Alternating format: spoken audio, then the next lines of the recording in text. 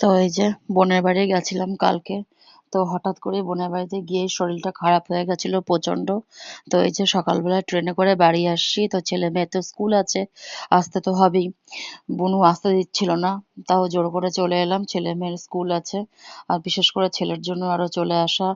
তো এই যে ট্রেন চলে এসছে, আমরা আর নেমেও পড়েছি।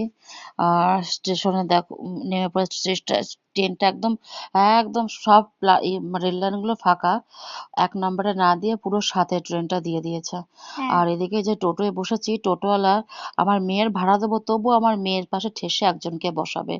এদেরকে কিছু বলার নেই টোটোওয়ালাদের। তো আমি জোর করে তুলে দিয়েছি যে আমার মেয়ের ভাড়া দেবো কেন, বসাবো। আর তারপরে এই যে রাত্রের ডিনারটা, সকালে ব্রেকফাস্ট হয়ে গেল, রাত্রে আর কিছু খেতে পারিনি, এত শরীর খারাপ। তো রাতের ডিনারকে ব্রেকফাস্ট বানিয়ে নিলাম। আর এদিকে একটু এই যে আমি যেহেতু চা খাই না, তো এই যে একটু অ্যাফ্রিক্স বানিয়ে নিচ্ছিলাম খাবো বলে। আর ওইদিকে আমার হাজবেন্ড আমাকে কাজে হেল্প করছিল। তো এই যে আমার হাজবেন্ড তো ভগবানকে সেবা দিচ্ছিল, যেহেতু আমার শরীরটা খারাপ। তো আমার হাজবেন্ড দিচ্ছিল, আর আমার ছেলে তাড়াতাড়ি করে স্কুলে চলে গেছে, স্কুলের টাইম ছিল না, তাড়াতাড়ি করে 5 মিনিটের মধ্যে রেডি হয়ে চলে গেছে। আর এই যে ভগবানদের সেবা দিচ্ছে। গপু বাবা তো নেই, রঙে গেছে, তো বাকি যে ভগবানরা রয়েছে তাদেরকেই আমার হাজবেন্ড সেবা দিচ্ছে।